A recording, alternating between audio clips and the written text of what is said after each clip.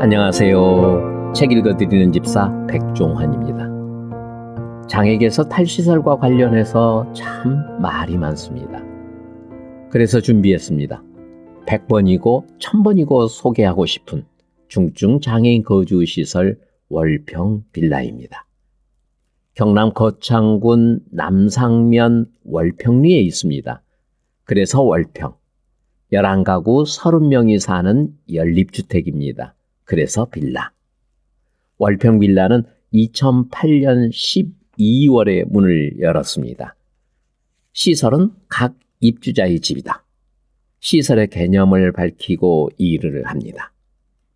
약자도 살만한 사회, 약자와 더불어 사는 사회, 이웃과 인정이 있는 사회, 이상을 품고 일합니다.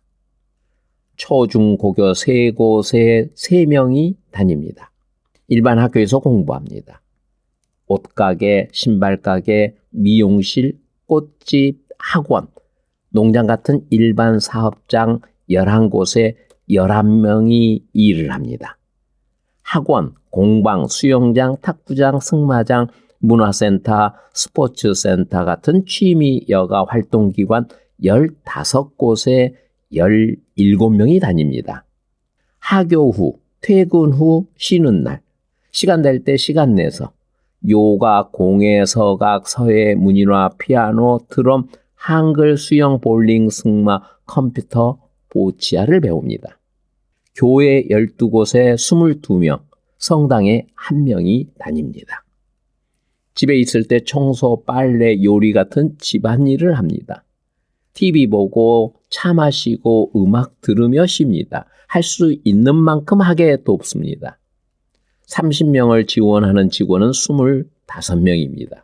생활재활교사 15명, 간호사, 물리치료사 각 1명, 촉탁이, 조리원 2명, 영양사, 위생원, 사무원, 국장, 소장, 장애인 거주시설 직종별 지원 기준을 따릅니다.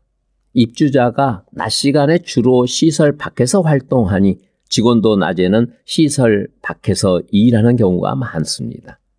학교 가고 직장 가고 학원 가고 외출했다가 오후 4시쯤 한두 사람씩 집으로 돌아옵니다. 저녁 식사 전까지 씻고 쉽니다. 저녁 먹는 풍경은 집마다 조금씩 다릅니다. 어느 집은 공동 식당을 이용하고 어느 집은 밥 해서 먹습니다. 어느 집은 밥만 하고 어느 집은 국만 하고 또 어느 집은 밥, 국, 반찬을 다 합니다. 공동식당은 집집이 밥, 국, 반찬 필요 수를 파악하고 그에 맞춰 준비합니다.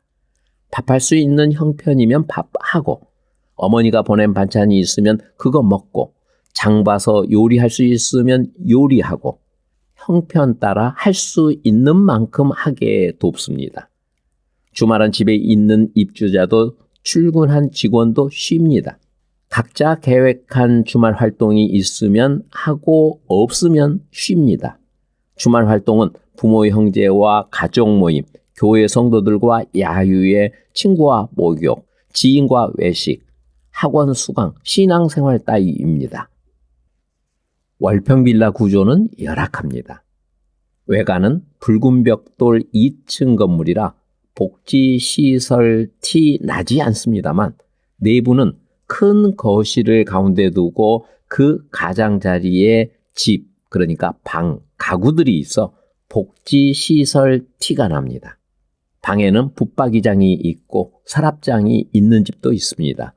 방은 바닥에 이불 3채 깔면 여분이 없을 정도로 좁습니다. 한 집에 2-3명이 삽니다. 열악하죠. 2013년 집마다 거실을 확장해서 형편이 좀 나아졌습니다. 방 하나에 거실 겸 주방이 있는 원룸 형태로 바꾸고 거실 겸 주방에 싱크대와 전기레인지를 설치하고 냉장고와 식탁을 들였습니다. 30명 가운데 5명은 평소 시설 밖에서 자취합니다. 직장 가까이, 학교 가까이, 농장 주인집 아래채, 혼자 지낼 만한 곳에 방을 얻어 삽니다. 주말이나 방학에 시설 안에서 지내기도 합니다. 형편이 여의치 않으면 언제든 시설 안으로 돌아올 수 있습니다. 자치 외에 주말, 방학, 휴가, 생일, 명절, 기념일, 집안 경조사, 학교 행사, 교회 행사, 직장 행사, 동아리 활동으로 부모, 형제 집이나 친척 집 혹은 고향에, 연수원이나 펜션 혹은 아는 사람 집에 당일이나 1박 2일, 일주일, 한두 달씩 시설 밖에서 지내다 옵니다. 시설은 저마다 자기 생활을 하는 각 입주자의 집입니다. 자기 삶을 삽니다. 이처럼 월평 빌라에 입주한 입주민들의 다양한 이야기들이 월평 빌라 이야기 시즌2에 잘 기록되어 있습니다. 월평 빌라는 탈시설의 새로운 대안이라고 저는 감히 말합니다. 저는 개인적으로 월평 빌라는 이미 탈시설한 시설이라고 감히 말씀드리곤 합니다. 그 이유가 이 책의 탈시설의 참고서처럼 너무나도 이해하기 쉽게 잘 정리되어 있습니다. 이론서가 아닙니다. 실제 실행되고 있는 시설에서의 장애인의 일상입니다. 탈시설을 해야 하는 이유가, 탈시설을 하지 않고도 탈시설을 해야 하는 이유에 대한 일상을 대부분 장애인들이 모두 이곳에서 누리고 살고 계시기 때문입니다. 월평 빌라는 저마다 자기 생활을 하는 각 입주자의 집이라고 했습니다. 믿기 어려우시죠?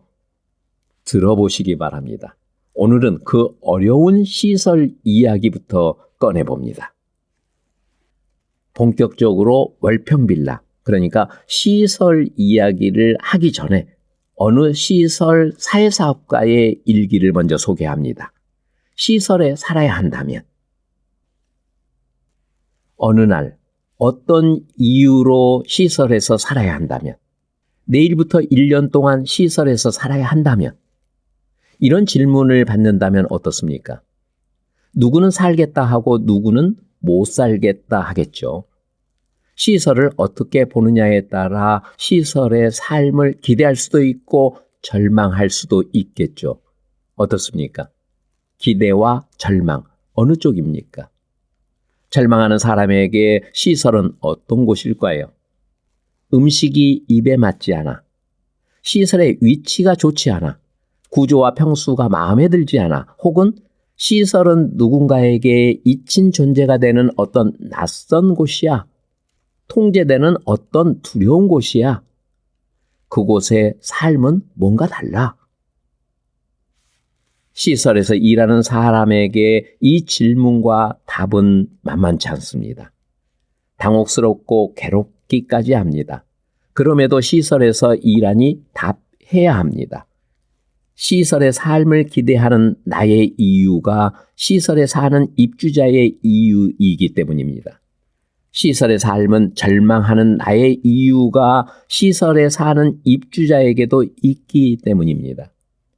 한 집 건너 한 집이 그렇고 그렇던 영구 임대 아파트 단지 내 복지관에서 일할 때 아파트 긴 복도를 지나며 무심결에 한 집 한 집 흘깃하다 멈춰 섰습니다. 그때 그 자리에서 받은 충격은 지금도 선명합니다. 여기는 어디며 나는 무엇을 하고 있는가? 선생님께서 먼저 해배를 말씀하셨습니다. 해배는 귀양을 풀어준다는 뜻으로 자기 일상과 삶에서 유배된 자를 다시 자기 일상과 삶으로 돌려보내는 것. 이것이 시설에서 시설 사회사업가가 할 일이라고 이야기하는 해배입니다. 아파트 복도에서 받았던 충격을 말씀드렸습니다. 그것도 복지관을 퇴사하고서. 그랬더니 왜 그때 그렇게 말하고 행동하지 않았느냐고 꾸중하셨습니다. 문헌을 살피고 글을 쓰고 고민을 나누어야 했다고 하셨습니다. 누군가에게는 말해야 했지만 또 누군가에게는 항변해야 했지만 지금껏 제대로 말하지도 외치지도 못했습니다. 그때 내가 하려던 해야 했던 말은 해배입니다. 땡땡 복지원 땡땡촌 영구 땡땡땡땡땡 마치 뭐 분류수거하듯 약자를 분류 수용하고 관리 통제하는 마치 뭐 쓸어 담듯 약자를 집단으로 이주시키는 복지관 인종 청소를 할지 모를 이런 일이 있었습니다. 지금도 사실상 사회화 격리된 채 복지 기계로 생존 연명하는 약자가 얼마나 많습니까? 약자 복지 별천지, 약자들의 집단 거주지, 어떤 곳은 유배지나 다름없습니다. 그런 곳에 사회사학과라면 해배를 도모해야 하지 않겠습니까? 물리적 해사는 몰라도 사회적 해배는 도울 수 있지 않겠습니까? 무릇 사회사업가라면 약자를 분리하는 일에 삼가 나서지 말고 방조하지도 말아야 합니다. 불가촉 천민 흉악범, 전염병자 다루듯 격리를 획책하는 체제의 하수인 노릇하며 그 분리에 고착화의 가세해서는 안 됩니다. 복지야성, 복지기계에 있는 내용입니다. 복지시설에서 일하는 사회사업가가 결국에 이루려는 일은 무엇인가? 해배입니다. 자기 일상과 삶에서 유배된 자를 다시 자기 일상과 삶으로 돌려보내는 것이 시설에서 시설 사회사업가가 할 일입니다. 지극한 경지에 이르면 자기 일상과 삶을 만날 것입니다. 한쪽 다리 쌀매어 창공으로, 덫을 풀어 산속으로, 한때 목마름을 채웠으면 다시 광야로, 상처 입었을지언정 야생으로, 본디 살던 곳으로 돌려보내는 것이 시설에서 시설 사회사업가가 해야 할 일입니다. 자기 일상과 삶으로부터 유배되는 배경에는 가난, 질병, 장애 같은 약자의 처지와 상황이 있습니다. 또 다른 상황이 있는데 동료들을 생각하면 이런 주장이 미안하지만 일상과 삶을 통제하는 복지시설과 사회복지사로부터의 해배도 필요합니다. 인격적 복지, 인간적 복지, 자연스러운 복지를 원합니다. 도움을 받을지라도 인격적 품위를 지키고 싶습니다. 문제를 해결할 수 있는 자원을 인지 접근할 수 있다면 그것을 스스로 선택, 활용하는 주체적 인간이고 싶습니다. 항생체나 수술 같은 서비스에 내에 맡기고 싶지 않습니다. 일방적 서비스 대상이고 싶지 않습니다. 주는 대로 받으라는 식의 서비스는 싫습니다. 설명을 듣고 싶고 선택 통제하고 싶고 주체로 참여하여 재구실을 하고 싶습니다. 제3, 제 복지의 주인 노릇하고 싶습니다. 전문가라는 사람들 앞에서 애 같은 노릇, 약자 노릇하고 싶지 않습니다. 이 마음을 미루어 사회사업에 적용하고 싶습니다. 사람을 이렇게 돕고 싶습니다. 복지 야성과 자연주의 사회사업 배경에 있는 내용입니다. 내가 시설에서 한다면 어머니 품이면 된다. 친구 곁이면 된다. 한 사람이면 족하겠습니다. 아웅다웅 해도 좋다. 옥신각신 해도 좋다. 치열해도 좋다. 사람들 틈에 있으면 좋겠습니다. 연지곤지 찍고 만날 사람 있고 한 벌 차려입고 갈 곳 있으면 좋겠습니다. 맨밥도 좋고 진밥도 좋으니 내가 했다 하면 좋겠습니다. 돌돌 말아 넣어도 내 옷장이고 드문드문 쓸어도 내 방이면 좋겠습니다. 누구는 동쪽 창이 좋다지만 누워서 노을을 보는 서쪽에 창을 내겠습니다. 자기 일상과 삶으로. 이상은 어느 시설 사회사업가의 일기였습니다. 그럼 본격적으로 월평빌라의 이야기, 첫 번째 이야기입니다. 물건을 숨기던 아저씨. 배융호 아저씨의 자취 1년을 돌아봤습니다. 옷장 내가고 냉장고 사고 살림 장만하던 때가 몇 달 전 같은데 반백년 아저씨의 발목을 붙잡았던 만에 하나 있을 사고는 없었습니다. 반백년 숨기고 가렸던 아저씨의 참모습이 무수히 드러났습니다. 말과 행동, 마음과 생각, 보이는 것과 보이지 않는 것, 많은 것이 달라졌습니다. 자취 3주 만에 옷장, 냉장고, 서랍장에 채웠던 자물쇠가 하나 둘 없어지더니 다 사라졌습니다.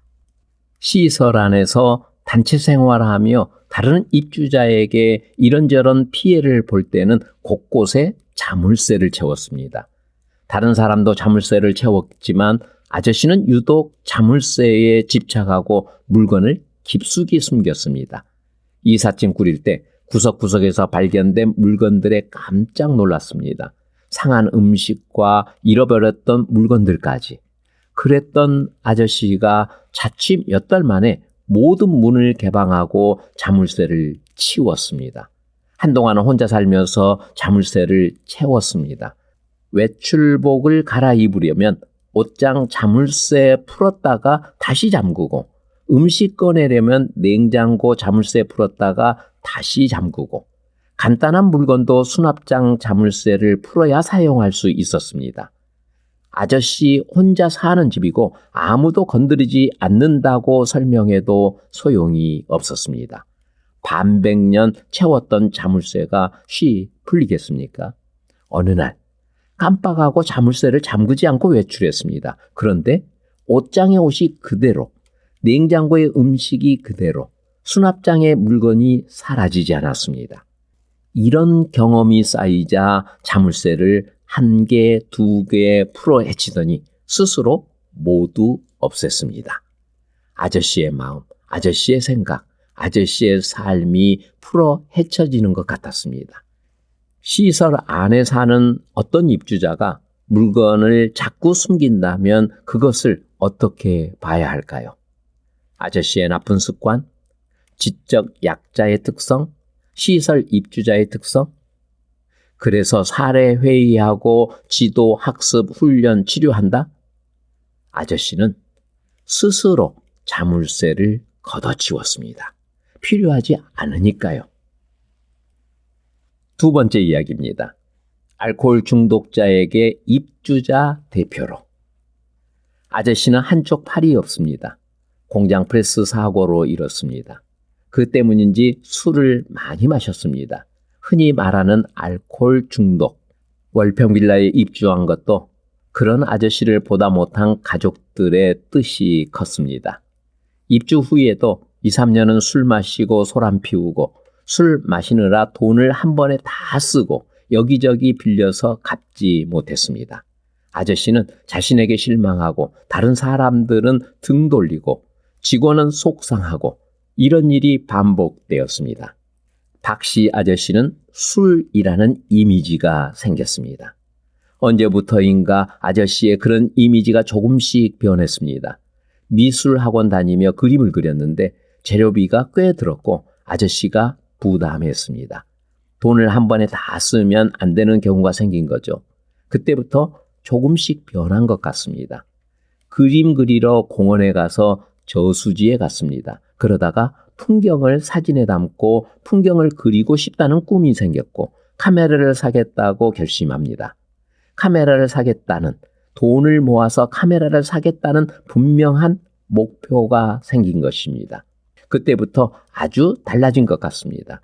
입주자 한두 명씩 아저씨를 좋아하기 시작했습니다. 그 해부터 6년 연속 입주자 대표로 뽑혔습니다. 월평빌라 입주자 대표는 선거를 통해 입주자들이 직접 선출합니다. 선거 기간에는 후보 간 갈등이 있을 정도로 치열합니다. 경쟁한 후보들을 이기고 6년 동안 입주자 대표에 당선되었습니다. 2015년부터 시설 바깥에 방을 구해 자취합니다.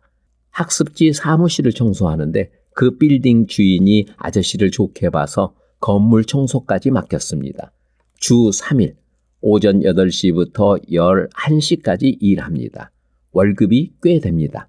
월평빌라에서 나오는 폐지 모아서 파는데 거기서 용돈이 나옵니다. 입주 초기부터 아저씨의 알코올 중독이 문제였지만 한 번도 문제로 다룬 적은 없습니다. 소란을 피우고 돈 때문에 어려울 때마다 어떻게 도울지 궁리했습니다. 아저씨가 잘하는 것으로 도우려 했고 아저씨도 인정받는 사람이라는 걸 보여주고 싶었습니다. 마침 그림과 사진에 몰두했고 입주자 대표라는 좋은 구실이 생겼습니다. 직원이 그렇게 유도했는지 하늘이 돕는지 최근 몇 년 사이에 술 때문에 어려운 일은 없었습니다. 다음 이야기입니다. 진작 말 좀 하지 그래. 진작 말 좀 하지 그래. 너 누이가 살아있으면 얼마나 좋아했겠노. 아흔 바라보는 고모가 배준덕 아저씨의 손을 잡고 눈물을 훔쳤습니다. 1년만 빨리 말문을 열었어도 누나에게 어떤 말이고 했을 텐데 병상의 누나에게 몇 마디라도 건넸다면 그나마 위안이었을 것을. 이게 눕고 막내 아이가 50이 넘어도 누나에게 아저씨는 막내였습니다. 네가 여기는 왜 왔노? 뭐 할라고? 뭐 좋다고 여기 왔노? 아이고 막내야. 며칠 병석에 누웠던 누나는 그 길로 세상을 떠났습니다. 아저씨와 장례식에 갔습니다. 30년 전 마지막으로 외삼촌을 봤다는 조카. 돌아가신 누나의 막내 아들이 아저씨를 반갑게 맞았습니다. 외삼촌이 이렇게 지내는 줄 몰랐다고 합니다. 이렇게 지내는 줄 알았으면 진작 한번 찾아갔을 건데 했습니다. 지금이라도 늦지 않았으니 자주 만나고 소식하겠다고 합니다. 아저씨를 댁에 바래다 드리면서 마음이 어떤지 물었더니 슬프다고 했습니다. 떠나는 누나를 대신해 조카가 나타났으니 다행이라면 다행입니다. 천륜이라는 게 이런 거지. 이렇게 연을 이어가고 생을 꾸리는구나. 그 연을 흐트릴까 두려웠습니다. 아저씨가 말문을 연 건 지난 여름 실습 이후입니다. 실습생 2명이 아저씨의 자취를 도왔습니다. 6년 일한 농장 주인집의 아래채에 전세 얻어 나가서 합니다. 실습생들은 이삿짐 꾸리고 이사하고 집들이 준비해서 손님 맞고 아침 저녁 밥하는 걸 살피고 도왔습니다. 농장 주인집 아들이 트럭을 몰고 와서 이삿짐을 옮겼습니다. 시설 앞마당에 내어놓은 아저씨 짐을 보니 묘했습니다. 시설에 사는 아저씨가 자취한다고 시설 마당에 이삿짐을 내놓은 거죠. 이렇게 시설 밖에서 자취하는 사람이 4명이 있습니다. 평소 시설 밖에서 자취하고 여름 더위 피해서 겨울 추위 피해서 잠시 시설에 머물거나 방학에 놀러오고 명절에 인사하러 입주자 회의 참석하러 시설에 옵니다. 실습생으로 대학생 2명이 왔는데 한 명은 청주 사람이고 한 명은 고흥 사람입니다. 한 명은 도시 아가씨, 한 명은 시골 아가씨. 도시 아가씨는 애교가 넘치고 말씨가 싹싹합니다.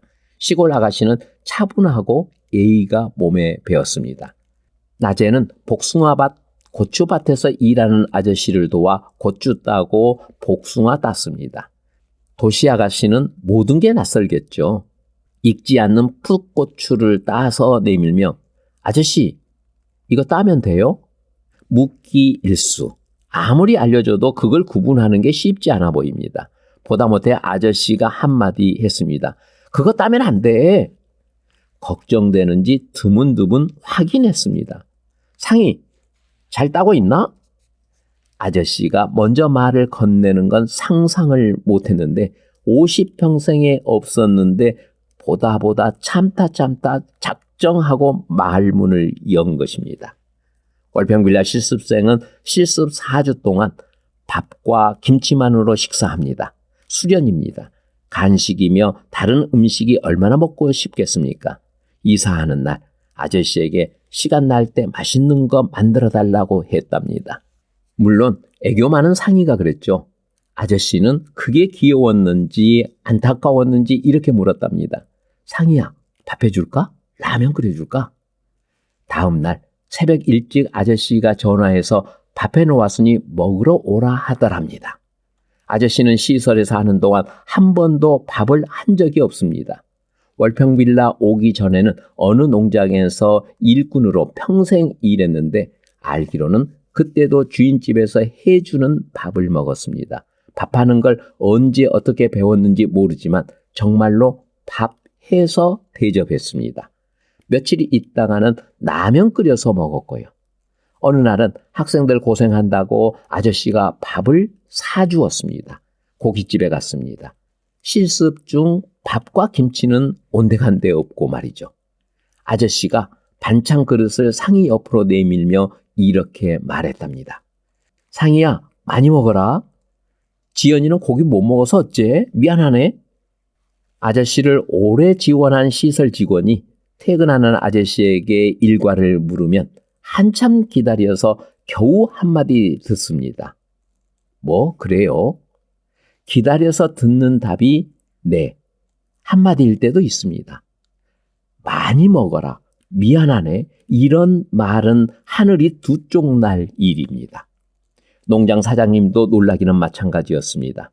농장 사장님이 아저씨와 함께 한 지 6년입니다.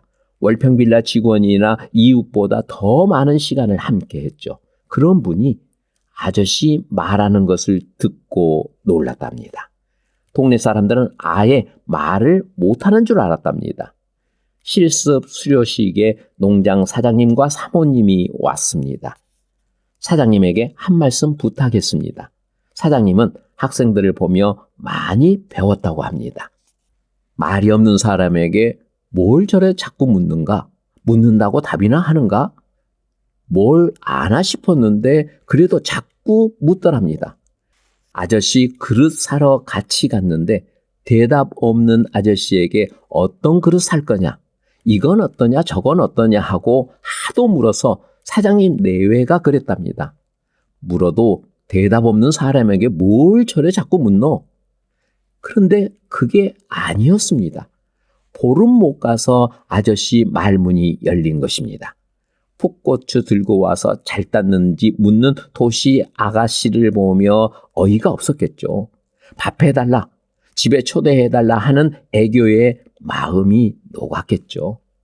밥과 김치만 먹는다니 안쓰러웠겠죠. 아저씨라도 챙기지 않으면 안 되겠다 싶어서 챙기고 다독이느라 말문을 연 것입니다. 50평생에 드디어 아저씨가 도울 사람, 아저씨라도 나서야 할 사람이 나타난 것입니다. 실습 마친 무렵 학생들이 아저씨 부모님 소식을 물었습니다. 벌써 돌아가셨지? 보고 싶지 않냐고 다시 물었습니다. 왜? 보고 싶지. 부모님 살아있을 때 잘해.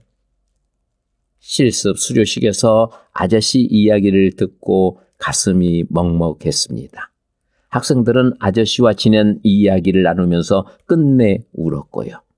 학생들에게 크게 배웠습니다. 나를 돕는 사람이 전지전능하면 그보다 큰 불행도 없겠다.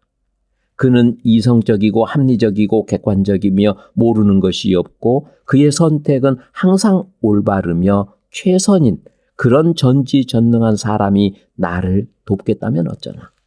그 앞에서 나는 한마디 할 수 없다. 나는 그에게 선택하고 답하라 하지만 그의 전지전능 앞에 나는 아무 말도 할 수 없다. 그는 모든 것을 알고 있으니까. 이렇게도 해보고 저렇게도 해보라 하는데 나는 그 앞에서 손가락 하나 까딱 하는 것도 주저한다. 그는 전지전능하여 내가 할 수 있는 것과 할 수 없는 것을 다 안다. 할 수 있는 것, 할 수 있겠다 싶은 것만 골라서 해보라 하는데 그마저 하지 못할까 두렵다. 어떤 때는 내가 할 수 있는 것, 내가 해볼 만한 것마저 그가 한다. 그의 전지전능함으로. 전지전능한 그에게 많이 먹어요 하는 건 말이 안 된다. 있을 수 없다. 부모님 살아계실 때 잘해요 하는 건 그도 나도 상상조차 하지 못한다. 내가 한번 해볼게요는 안 된다. 그가 이거 한번 해볼래요? 하는 것에 충실해야 한다. 나를 돕는 사람이 좀 만만하면 그보다 큰 행운도 없겠다. 나라도 챙겨야겠다. 할 만큼 연약하면 좋겠다. 그의 물음이 진짜 물음이고 나의 답변이 진짜 답변이고 나의 물음이 진짜 물음이고 그의 답변이 진짜 답변인 그런 연약한 자가 나를 도우면 좋겠다. 나에게 묻고 또 묻는데 나는 안다. 그의 물음이 진짜인지 가짜인지, 나의 답변이 진짜인지 가짜인지, 어떤 날은 그의 물음이 가짜 같아 보여도 물어봐 주는 게 고마울 때가 있다. 실습 수료사 내용 중에서 발췌한 것입니다. 다음 이야기입니다. 쫓아가지 마라. 대학생 때 어느 복지단체에서 주관한 캠프의 진행요원으로 참가했습니다. 캠프 시작에 앞서 한 가지 행동 지침을 들었습니다. 쫓아가지 마라. 참가자가 어디로 뛰어가면 거기에는 이유가 있으니 잡으려 하거나 쫓아가지 말라고 했습니다. 당사자의 행동을 인정하라는 의미였습니다. 캠프 내내 그러려고 애썼습니다. 그런데 말처럼 쉽지 않았습니다. 누가 불쑥 일어나 뛰면 저도 모르게 쫓아갔습니다. 한 번은 쫓아가는 제 모습에 놀라 흠칫하여 멈추고 멀찍이 서 지켜봤습니다. 대개 어디까지 가면 스스로 멈췄고 멈춘 자리에서 혼자 무엇을 하다가 돌아오기도 하고 주저앉기도 했습니다. 그때 다가가 제자리로 오게 하거나 같이 그 자리에 있으면 됐습니다. 쫓아가지 마라. 강렬했습니다. 월평빌라 문을 연 지 벌써 10년입니다. 그 사이 무디어지고 허술해진 곳을 살핍니다. 깨어있지 않으면 부지불식간의 잘못을 범합니다. 그렇게 되기 쉬운 현장이 복지시설입니다. 깨어있으려면 말과 행동과 생각을 쉼없이 다듬어야 하지만 몇 마디 말이라도 끄집어내서 다듬습니다. 쫓아가지 마라 첫 번째 이야기입니다. 안 돼요. 하지 마세요. 시설 입주자가 안 돼. 하지 마. 이런 말을 하는데 그 말을 들으면 얼굴이 화끈거립니다. 겨우 몇 마디 할 줄 아는데 그 가운데 하나가 안 돼. 하지 마. 일 때는 정말 부끄럽습니다.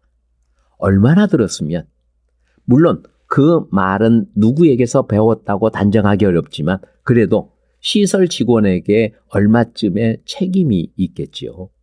안 돼. 하지만은 그의 삶이 얼마나 간섭받는지 보여줍니다. 이미 겪는 어려움이 클 텐데 거기에 돌덩이 하나를 더 얹는 거죠. 안 돼. 하지 마. 하는 저를 볼 때가 있습니다. 미안하고 민망합니다. 이렇게 할래요? 이거 할까요? 하겠다고 하는데 그게 마음처럼 쉽지 않습니다. 안 돼. 하지 마. 아예 쓰지 않겠다고 단단히 다짐하고 또 다짐해야겠습니다. 쫓아가지 마라 두 번째 이야기입니다. 올바른 호칭과 친구. 우리말에는 높임말이 있습니다. 높임말을 격식에 맞게 쓰지 않으면 양반 소리 듣기 어렵습니다. 상대에게 오해를 받고 돌아서면 욕을 먹습니다. 시설 입주자와 직원 사이에는 높임말을 올바르게 써야 합니다. 나이를 따지고 직원과 입주자라는 관계를 헤아려서 써야 합니다. 친하다고 낮추거나 친근한 표시로 낮추거나 입주자를 마치 어린아이로 여기고 낮추면 안 됩니다. 월평빌라는 2015년 호칭 워크숍에서 이렇게 하기로 했습니다. 첫 번째, 의사소통 가능한 입주자는 당사자가 원하는 호칭을 쓴다. 두 번째, 성인 입주자는 홍길동 씨, 길동 씨, 아저씨, 아주머니, 아가씨, 총각, 어르신 가운데 상황에 따라 선택해서 사용한다. 세 번째, 미성년 입주자는 김철수 군, 김영희 양, 길동군, 영희 양, 길동아 가운데 상황에 따라 선택해서 사용한다. 네 번째, 입주 시 미성년이었다가 성인이 되면 성인 입주자에게 맞는 호칭을 사용한다. 다섯 번째, 공문서에는 성인 입주자는 홍길동 씨로 미성년 입주자는 김철수 군, 김영희 양으로 한다. 여섯 번째, 일지는 공문서이지만 일상의 호칭으로 기록한다. 7번째, 손 아래 사람이 손 위 사람을 부를 때는 성과 이름을 모두 붙여야 한다. 홍길동 씨, 홍길동 아저씨, 김영희 아주머니, 나이 어린 직원이 길동 아저씨, 영희 아주머니 하는 것은 옳지 않다. 홍길동 씨도 어색할 때가 있다. 위 7가지는 기본이다. 입주자와 직원 사이라도 위아래를 살피고 올바른 호칭을 사용해야 한다. 2015년 4월 17일 호칭 워크숍에서 우리말 호칭의 기본을 정리한 것입니다. 월평빌라 형편에 맞춰 따로 정한 게 아닙니다. 우리말을 쓰는 사람이라면 누구나 지켜야 하는 기본입니다. 입주자와 직원의 관계를 헤아리면 위아래를 따져서도 안 됩니다. 가능하면 존대하는 게 좋습니다. 어린 아이라도 반말로 함부로 대하지 않고 존대하는 게 좋습니다. 호칭만 제대로 써도 함부로 대하기 어렵습니다. 호칭으로서 몸과 마음을 가다듬고 말을 다듬습니다. 좋은 뜻으로 쓴다는 친구는 좋아 보이지 않습니다. 친근한 표시 그렇게 불러도 되는지, 입장 바꾸면 어떨지, 친구라 부른 다음에 격식에 맞춰 말하고 행동할 수 있을까? 시설 입주자를 친구라 하면 낮춰 부르는 느낌이 있습니다. 어린아이 취급하는 느낌입니다. 유치원 선생님이 유치원 아이를 부르는 억양이 묻어 있습니다. 그러면 그렇게 대할 것이고 돕는 방법도 그렇게 될 것입니다. 친구는 친구 사이에 쓰는 게 좋겠습니다. 쫓아가지 마라 3번째 이야기입니다. 똑똑 노크. 시설은 입주자 그 사람의 집입니다. 그렇다면 노크는 기본입니다. 그 가구를 전담하는 직원은 노크 후에 용무를 간단히 말하고 들어가도 되겠으나 그 가구를 전담하는 직원이 아니라면 반드시 허락을 구한 다음에 들어가야 합니다. 시설장이라고 예외는 아닙니다.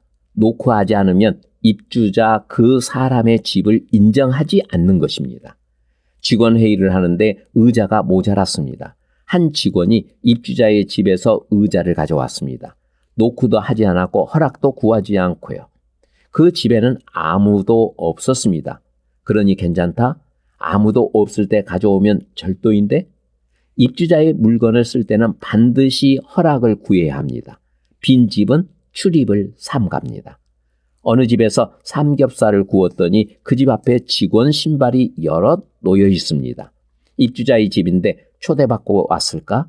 여럿이 같이 먹으면 맛있다고요? 사람이 북적이면 좋다고요? 요즘은 집들이 하지 않더군요. 친한 몇 사람만 불러서 그마저도 밥은 식당에서 해결하고 집에서나 차나 간식 정도 대접합니다. 내 공간을 남에게 내주는 분위기가 많이 사라졌습니다. 입주자와 입주자의 집은 예외일까요? 끼니마다 불쑥 찾아오는 걸 마냥 좋다고 해야 할지, 그거 좋아한다고 해야 할지, 얻어먹었으면 다음에 자기 집으로 초대해서 대접해야죠. 아니면 뭐라도 대접해야 합니다. 입주자 집에 갈 때는 초대받아서 가고 얻어먹었으면 다음에 대접할 요양으로 가야 합니다. 직원들로 북적이는 입주자의 집에 입주자의 둘레 사람이 북적이기 바랍니다. 부모, 형제, 친구, 이웃, 교우, 직장 동료, 동아리 회원이 수시로 드나들며 삼겹살 구워 먹기 바랍니다. 쫓아가지 마라 4번째 이야기입니다. 강압적인 말과 행동. 이거 하세요. 그만하세요. 하지 마세요. 안 됩니다. 앉아 계세요. 빨리 하세요. 강압적이고 구속하는 말. 강제로 일으켜 세운다. 강제로 앉힌다. 줄을 세운다. 바로 서게 한다. 눈을 맞추게 한다. 강압적이고 구속하는 행동. 특히 눈을 맞추게 하면 두려움을 느낍니다. 무지에서 비롯한 폭력입니다. 몸을 해치고 마음이 상합니다. 입주자가 다치고 직원도 다칩니다. 폭력, 폭언, 감금, 갈취하는 시설 직원은 드뭅니다. 폭력이 인권의 핵심처럼 말하는데 폭행만 하지 않으면 되는 것처럼 말하는데 그게 핵심이 아닙니다. 존대하며 통제하지 않고 입주자의 삶과 집을 사수하는 것이 기본이고 핵심입니다. 애와 성의로 대해야 합니다. 쫓아가지 마라 5번째 이야기입니다. 몇 가지 더. 1. 입주자 대할 때 목소리를 차분하게 합니다. 톤을 좀 낮춥시다. 2. 입주자 이름을 큰 소리로 부르지 맙시다. 가능하면 가까이 가서 말합시다. 3. 입주자에게 대답할 때 입주자와 이야기할 때는 멈춰서서 얼굴 보고 합시다. 말이 끝나기 전에 돌아서지 맙시다. 4. 같은 말을 반복한다고 무시하지 않습니다. 여러 번 말해도 잘 들읍시다. 들을 형편이 안 되면 양해를 구합니다. 5. 입주자가 말하지 못한다고 인식하지 못하는 건 아닙니다. 말하지 못해도 진지하게 묻고 설명합시다. 6. 입주자와 의논할 때는 서서 하지 않습니다. 좋은 장소에서 차를 마시며 합니다. 그럴 상황이 아니면 앉아서 차분히 합시다. 7. 입주자의 형편을 남에게 함부로 알리지 않습니다. 업무상 공유면 모를까 그 외에는 침묵합니다. 가족과 친구를 조심하십시오. 8. 입주자의 흉허물을 우스갯거리 삼지 않습니다. 동료를 조심하십시오. 9. 입주자와 단둘이 있을 때 더욱 조심해야 합니다. 10. 입주자의 집 안을 훔쳐보지 않습니다. 문이 열려 있어도 맛있는 것을 해도 애써 외면합니다. 관심 있으면 놓고 합시다. 11. 입주자가 무엇에 집중하고 있으면 그냥 두십시오. 지나가는 말로 상관, 간섭하지 않습니다. 당사자는 벌써 여러 번입니다. 12. 입주자의 잘잘못을 심판하지 않습니다. 시설 직원은 판사가 아닙니다. 필요하면 남이 듣지 않는 곳에서 차분히 설명합시다. 월평빌라 10년을 맞으며 몸과 마음과 정신을 가다듬으려고 몸부림합니다. 사람으로 보고 사람답게 도우려고 몸부림칩니다. 다음 이야기입니다. 잊히는 존재가 될까 두렵습니다.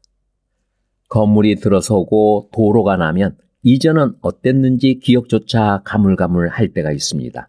사람도 그런 것 같습니다. 오랜만에 만나면 어색하고 궁색합니다. 오래 만나지 못하면 추억 속에 머물다 사라지고 없는 옛 건물처럼 잊히죠. 요즘 좀 바빠서요. 요새 몸이 좋지 않아서요. 가까우면 자주 찾아갈 건데 늙으니까 가면 집만 되지. 바빠서, 아파서, 멀어서, 나이 들어서, 아직 어려서. 부모, 형제, 친구, 이웃과 함께하는 시간을 누가 자꾸 훔쳐갑니다. 시설 입주자의 형편도 비슷합니다.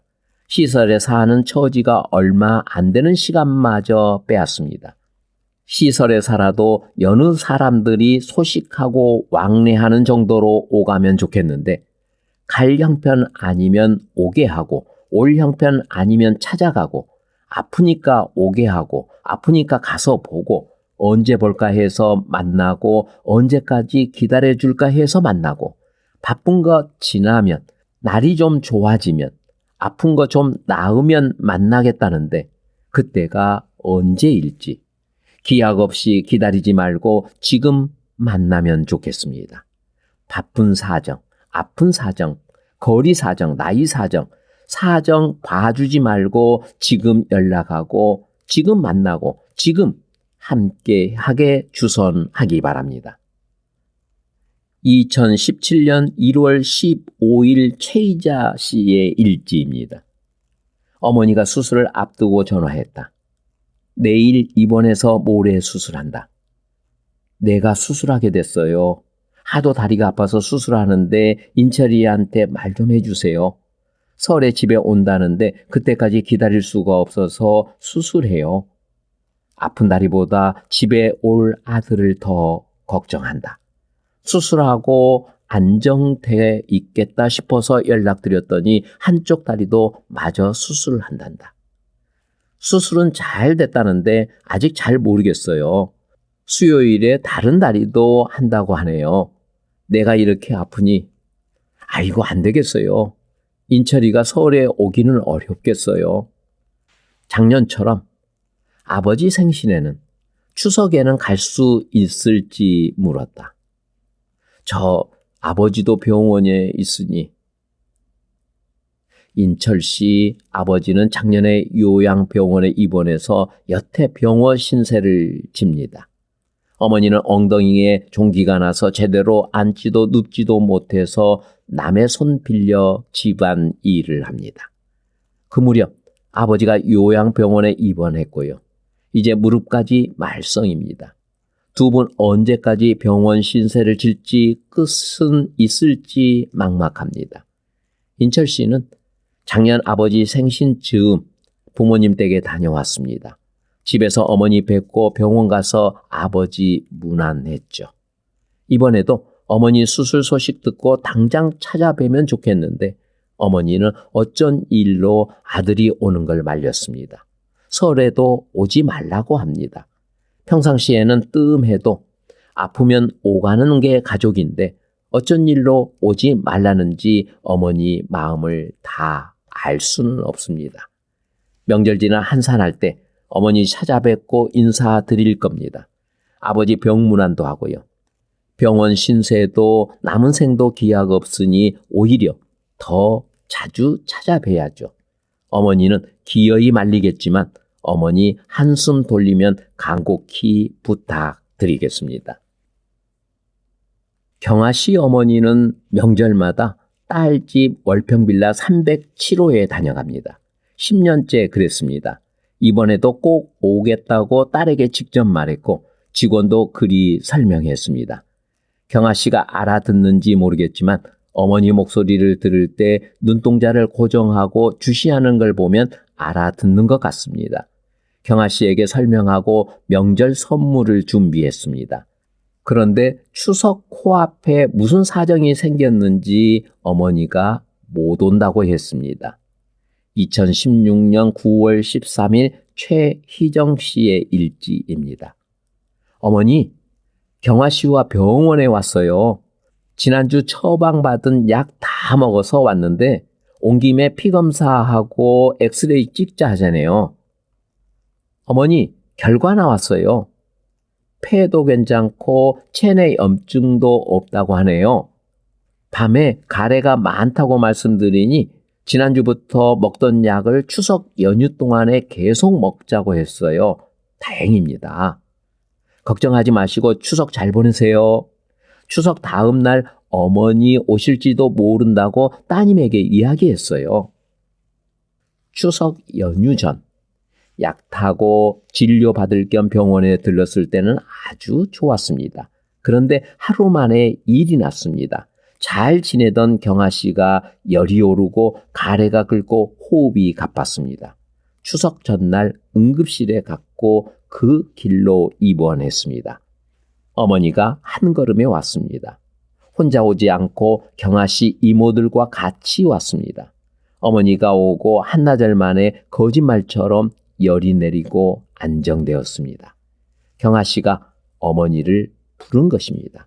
경아 씨는 말을 못합니다. 손가락조차 움직이기 어렵습니다. 그러니 온몸을 흔들어 열을 내고 끙끙 앓으며 어머니를 부른 것입니다. 그렇게 생각합니다. 2016년 9월 19일 최희정 씨의 일지입니다. 어머니, 딸 걱정에 한 걸음에 오셨죠? 와서 얼굴 봐야 안심하고 안 보면 걱정하고 또 궁금하시잖아요. 따님도 어머니 마음 잘 알 거예요. 어머니 보고 싶으면 어떻게든 부르고 그러면 언제든지 이렇게 달려오시잖아요. 미안하다지 마시고 자주 목소리 들려주고 얼굴 보여주세요. 따님에게 지금 필요한 건 그게 아닐까 싶어요. 시설 직원.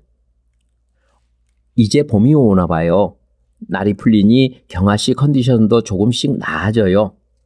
겨울보다는 기침이 덜 하고요. 잘 지내시죠? 언니가 동생 안부 궁금하겠다 싶어서 연락드려요. 큰동생.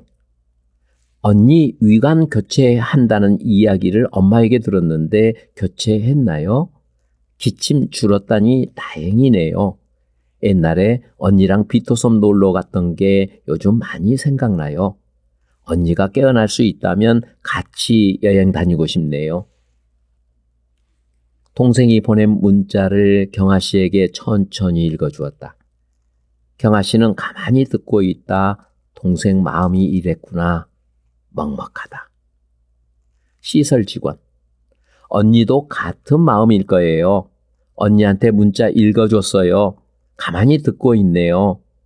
언니와 갔던 비토섬 다시 갈 수 있으면 좋겠네요. 위가는 지난주에 교체했어요. 부모님 오셔서 같이 갔어요. 2016년 3월 22일 최희정 씨의 일지입니다. 비토섬에 갈까요? 경아 씨 집에서. 고향에서 멀지 않네요. 비용이 얼마가 들든 사람이 얼마나 필요하던 그게 문제겠어요? 갑시다. 언니 깨어나면 간다 했는데 경아 씨 형편 잘 알잖아요. 경아 씨 떠나면 그때는 뭘 할까? 그래서 여행을 계획했는데 며칠 앞두고 사정이 생겨 미뤘습니다. 올해는 꼭 가기 바랍니다. 토끼와 거북이가 산다는 비토섬에서 언니와 동생이 경주하는 꿈을 꿉니다. 2014년 8월 16일 임경주 씨의 일지입니다. 어진이 동생 재균이한테 문자가 왔다. 선생님, 저 재균이에요. 내일 누나한테 놀러 갈 건데 저 데리러 집에 올 수 있어요? 10시쯤 오시면 좋겠어요. 재균이를 데리러 어진이 부모님 댁에 갔다. 재균이와 다른 아이 한 명이 더 있었다. 너 누구니? 재균이랑 많이 닮았네. 사촌 동생이에요. 제이 누나 동생 태균이요. 아, 이종 사촌이구나.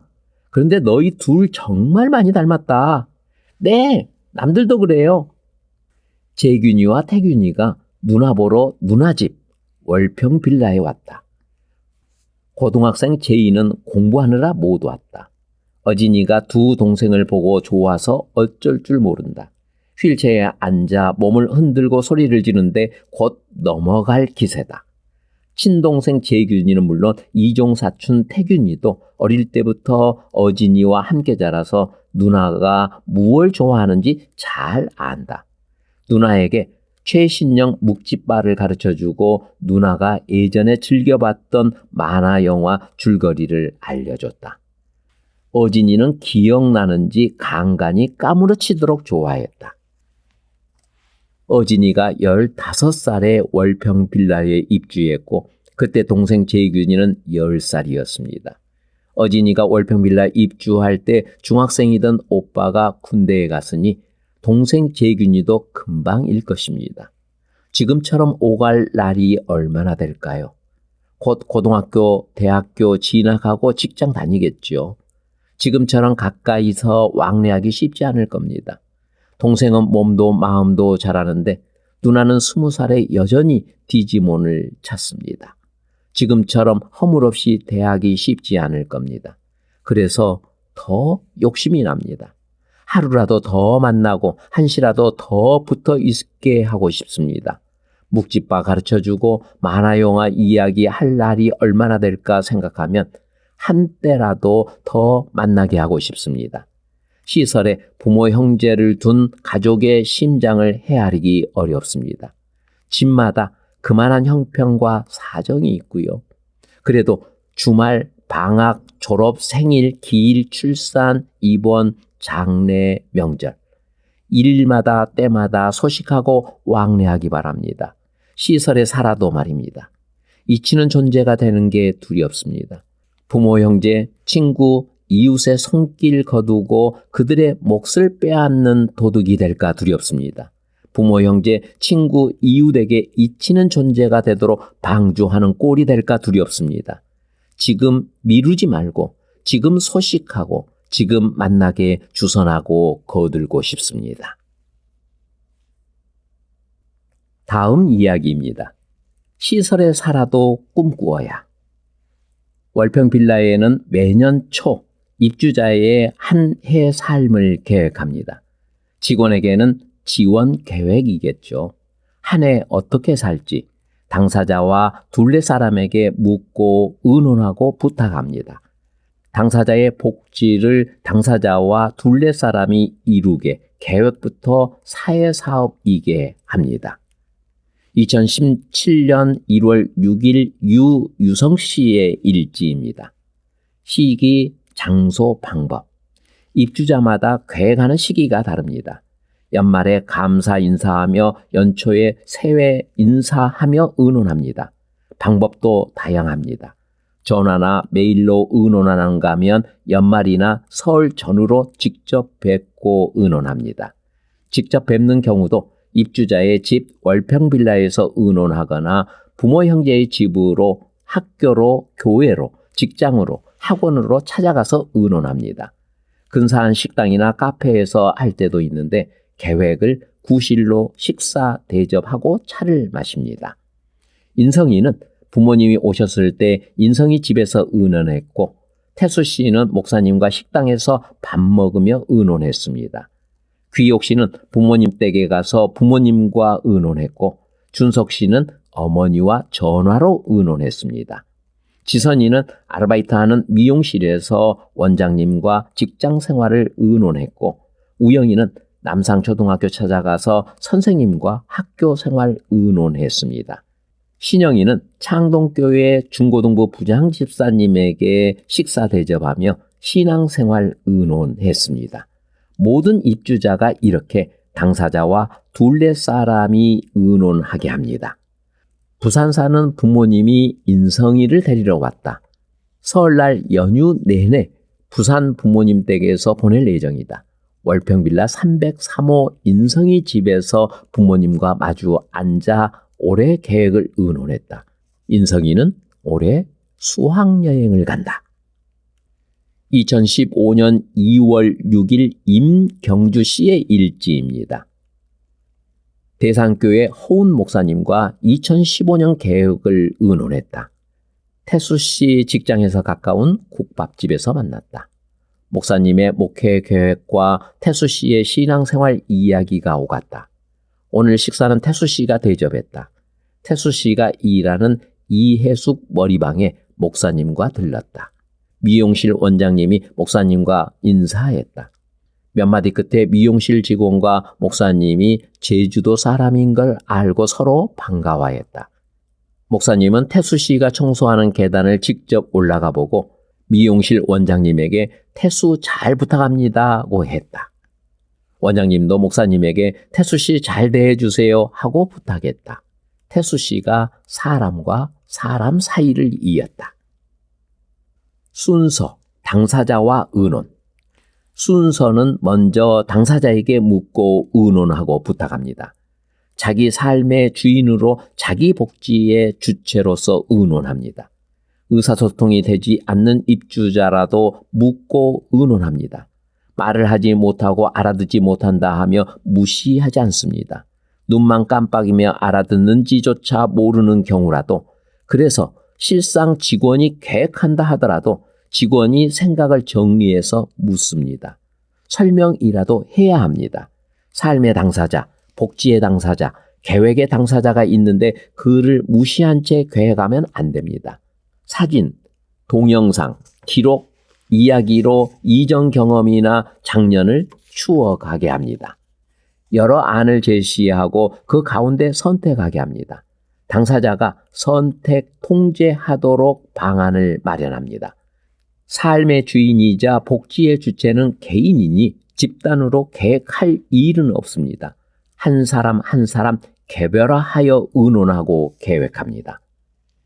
2017년 1월 20일 김향 씨의 일지입니다.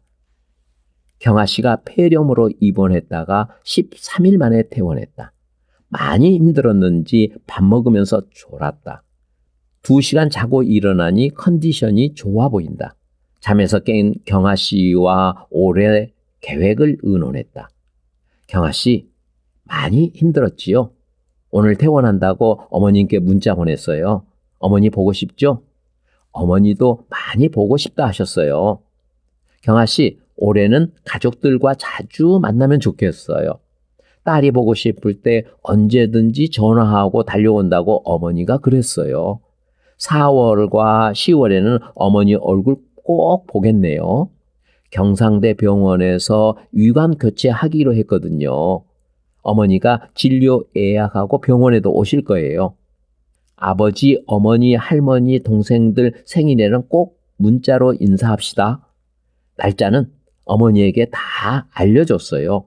축하 문자 보내고 경아 씨 예쁜 얼굴 사진 찍어서 보내드려요. 작년에 동생들과 가기로 했던 가족 여행, 올해는 꼭 갔으면 좋겠어요. 계획까지 했다가 무산된 게 많이 아쉽죠? 날씨 풀리면 서울 동생과 의논해요. 올해 경아 씨 생일은 기대 좀 할까요? 제 생각에는 어머니께서 경아 씨 동생들과 꼭 올 것 같거든요. 경아 씨는 알아듣는지 못 알아듣는지 눈만 깜빡인다.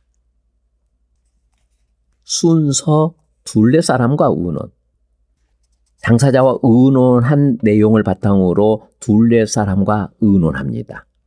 둘레 사람과 의논할 때도 마찬가지입니다. 사진, 동영상, 기록, 이야기로 이전 경험이나 작년을 추억하게 합니다.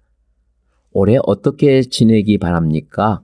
하고 막연하게 물으면 건강하게 잘 지내면 됩니다. 알아서 해주세요. 바랄 게 뭐 있겠습니까? 하는 막연한 대답이 돌아옵니다. 그러니 잘 묻고 잘 의논하게 지난 경험이나 올해 바라는 것을 구체적으로 제시하며 의논합니다. 작년 가족여행 사진과 동영상과 기록, 지난 운동회 사진과 기록, 지난 여전도의 나들이 사진, 작년 직장 회식 사진을 보며 올해는 어떻게 보낼지 의논하는 것입니다. 영화 한 편 본 것처럼 1년을 추억하며 무엇을 했는지 돌아보게 하는 겁니다. 그런 후에 올해 계획을 물으면 분명하게 대답합니다.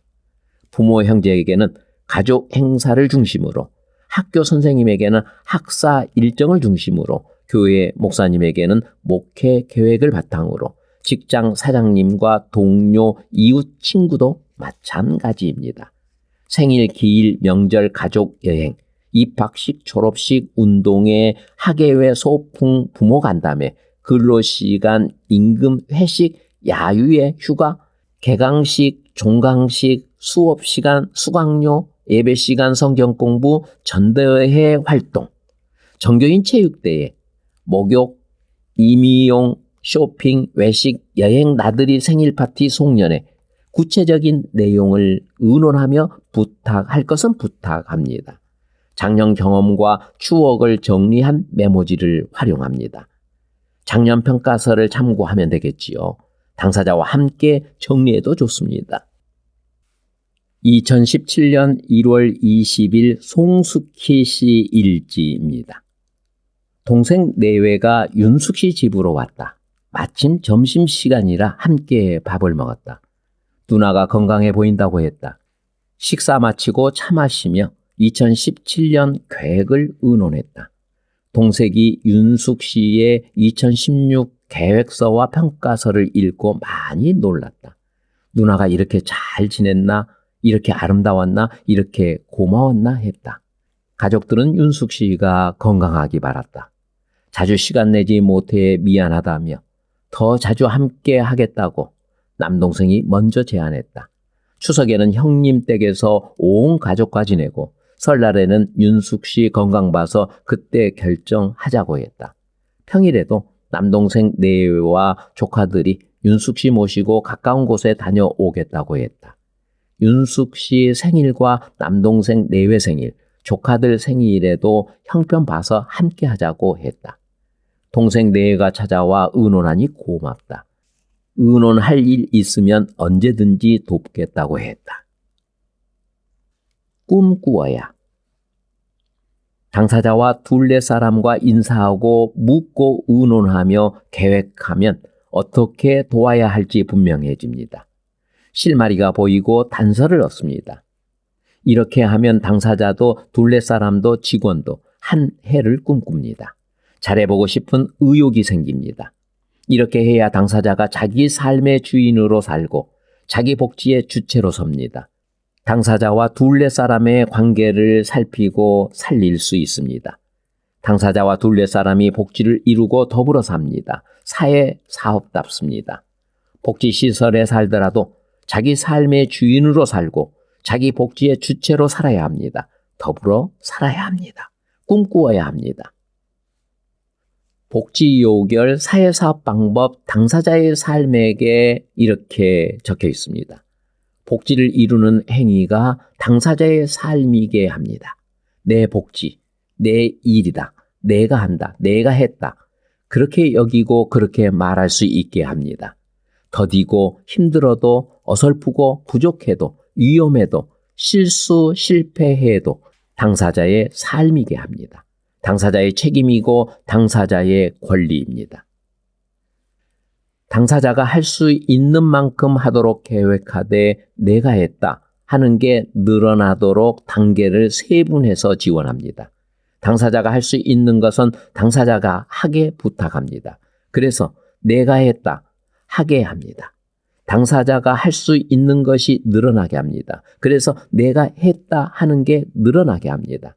직장, 학교, 신앙, 취미 같은 바깥 활동이나 청소, 빨래, 샤워, 식사 같은 집안일을 세분합니다.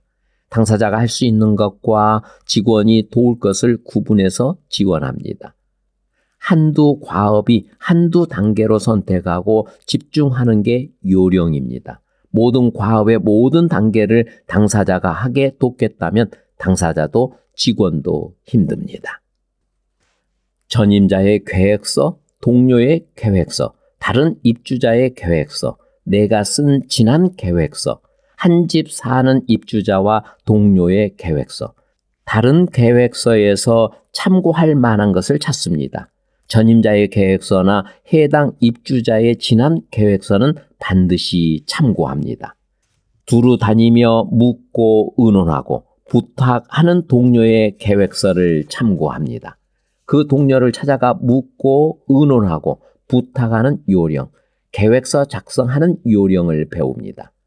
평범한 언어, 일상의 언어로 의논하고 작성합니다. 가능하면 사회복지 전문 용어, 보통 사람들이 잘 쓰지 않는 말은 삼갑니다. 평소 어떤 말이 전문 용어인지 일지 쓰며 살핍니다.